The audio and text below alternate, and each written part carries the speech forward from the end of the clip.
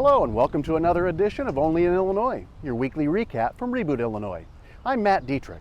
Last week we talked about redistricting reform and a decision by the Illinois Supreme Court that found the independent map amendment unconstitutional and therefore ineligible to be placed before voters on the November 8th ballot. Today we're going to talk about redistricting reform again because there are a couple of new developments. One involving the state Supreme Court and the independent map amendment, and another involving a brand new initiative to get the politics out of drawing legislative maps in Illinois.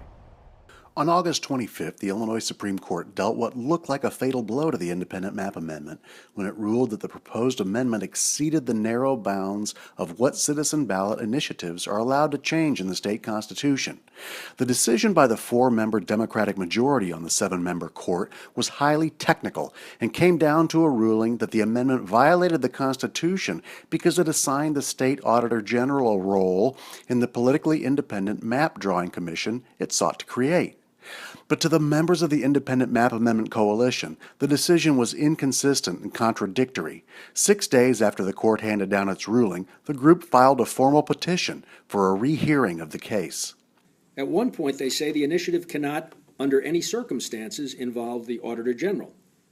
At another point, it suggests an initiative could use a different non-legislative actor to take the administrative duties assigned to the Auditor General in our amendment. So who is that? Which is it? Illinois voters need clarity. The Supreme Court hasn't granted a petition for rehearing since 2006, and given the court's aversion to reversing its own decisions, it's highly unlikely that even being granted a new hearing would land the independent map amendment on the ballot for voters on November 8th.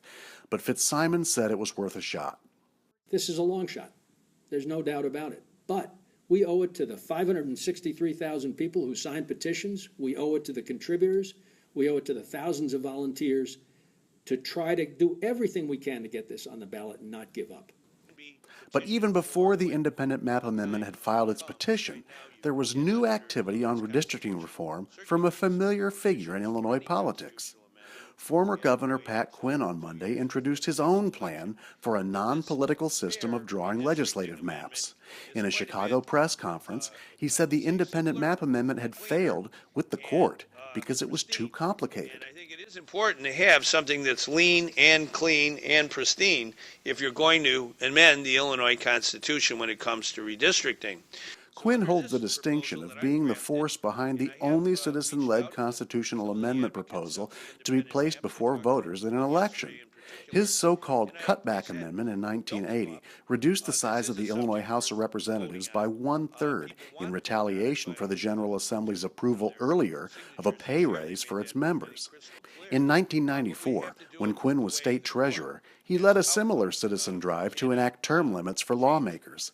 That effort made it all the way to the state Supreme Court, but, just as with the independent map amendment this year, was found to exceed the bounds of what citizens can change in the Constitution. Both independent maps and Quinn's proposal rely on an organized effort by voters to get a reform proposal onto a general election ballot. But there's a much easier way. The Illinois General Assembly can place any constitutional amendment it wants on a general election ballot. All it takes is a vote by 3/5 majorities of the House and Senate to do so.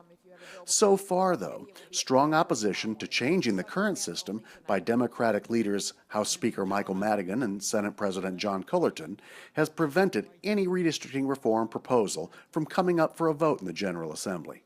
As things stand now, it'll be up to the people to figure out a way to get through the legal maze that stands between a system in which politicians rig maps in their own favor and a system that puts the interest of the voters first.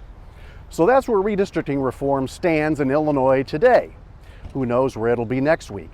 Please check rebootillinois.com for the latest updates, and we'll see you next week for another edition of Only in Illinois.